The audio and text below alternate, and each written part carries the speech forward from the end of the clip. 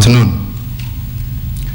Today, I'm here with my team from the National Treasury and the AG's chambers to give a general briefing on the economy.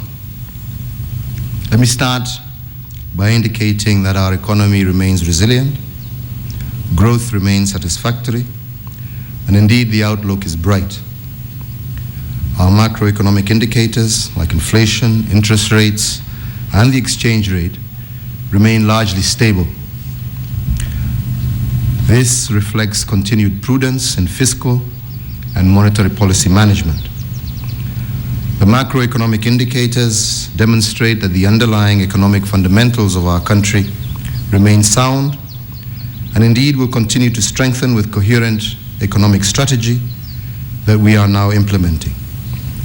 This strategy will be escalated in the upcoming financial year that begins next week. With comprehensive work plans by every government ministry and state department for the next year now in place, my government is committed to delivering results.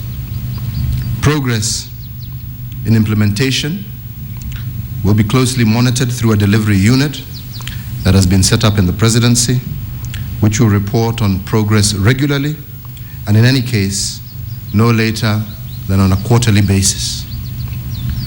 We share the same economic prospects with our development partners who continue to provide us with support to complement our own resources as a country.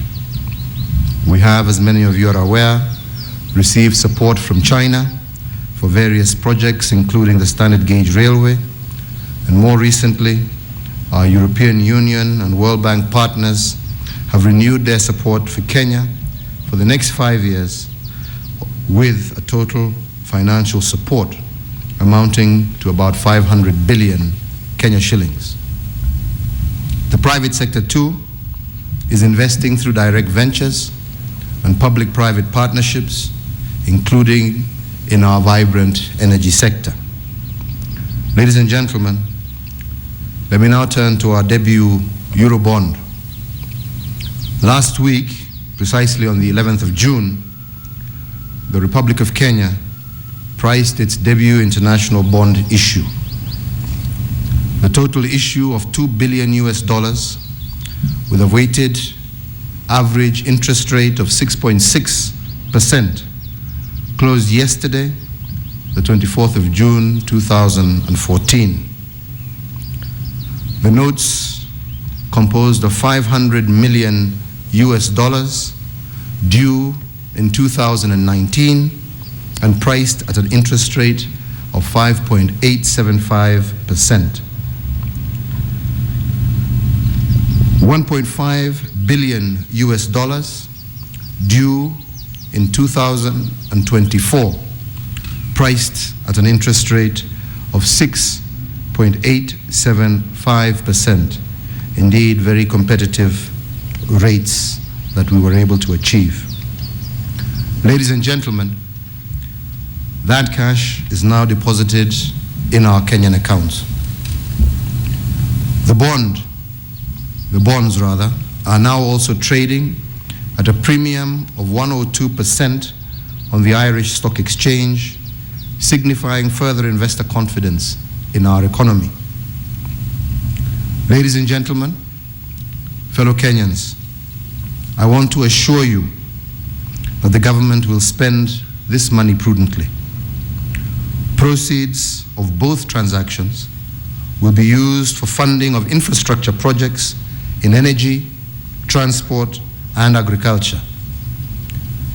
This means that both private and public sector corporations have the ability to tap into the international capital markets to fund their business expansion at reasonable cost. By accessing these external funds, we will reduce government borrowing from the domestic markets, thereby helping drive down interest rates, which should boost investment, spur economic growth, and provide more employment opportunities to our people. Ladies and gentlemen, with our plan to access international capital markets, we will reduce our recourse to domestic borrowing. Consequently, the government will review downward domestic borrowing plans for the next financial year. This, together with other measures which we shall be implementing shortly, should result in a lower interest rate regime in Kenya.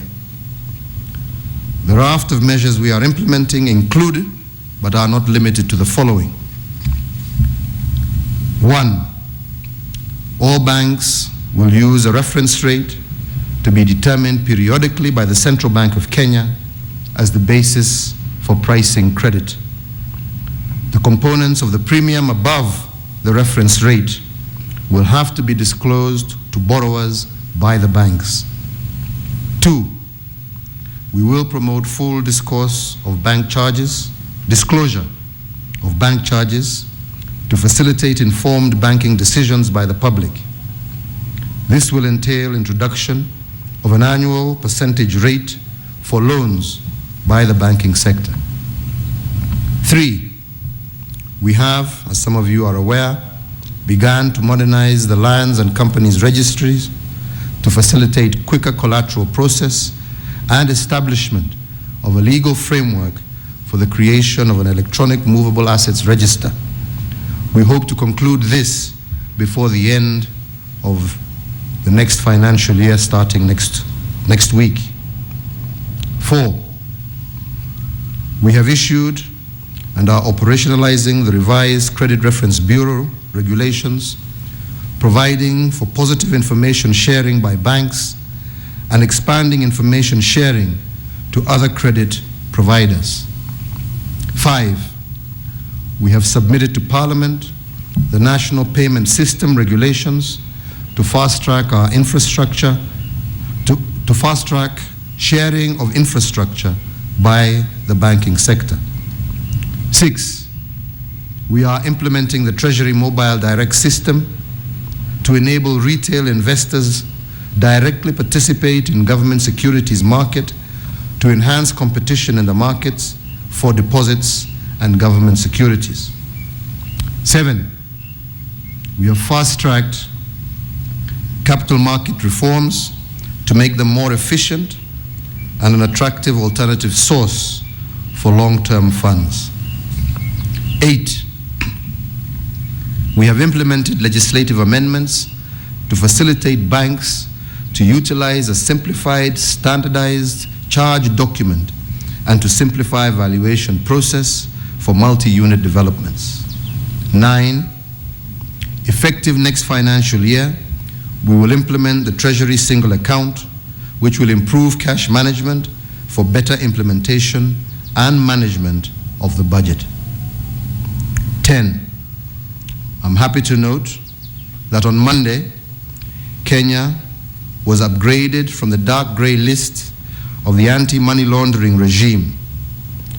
Yesterday also, I launched a cyber framework under the Communications Authority of Kenya, which will drastically reduce fraud in financial services. 11, both the national and county governments are exploring the availability of land for development of large, affordable housing projects by private developers. And 12, we will facilitate lines of credit for large housing development projects targeted at low-income buyers for owner occupation. Ladies and gentlemen, I would like to conclude by saying that the government is proud of this landmark development for Kenya, and we would like to thank all who contributed to the resounding success of the Eurobond. Special thanks go to the National Treasury, the Office of the Attorney General, and the Central Bank of Kenya for their relentless efforts to have this transaction succeed.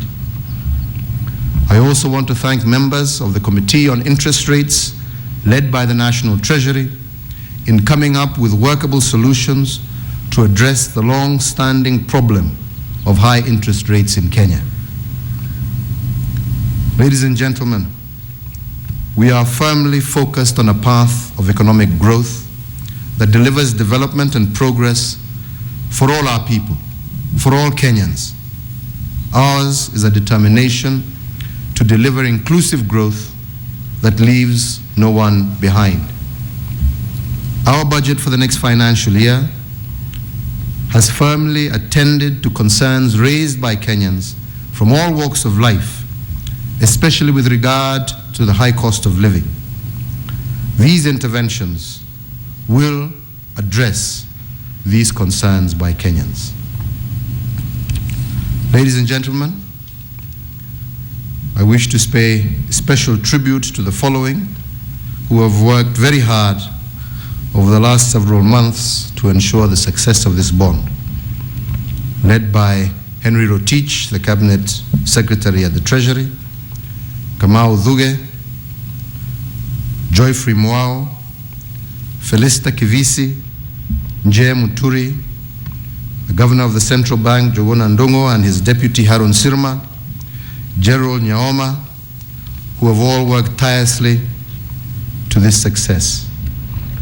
Ladies and gentlemen, with those few remarks, I will now ask the Cabinet Secretary, National Treasury, to provide you with more information on the work that went into this very successful Eurobond transaction, and to also address you or address any questions that you may have on that transaction, as well as the economy in general.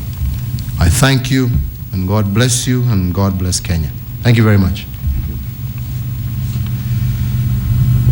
Henry. Karibu. Yeah? Hapa.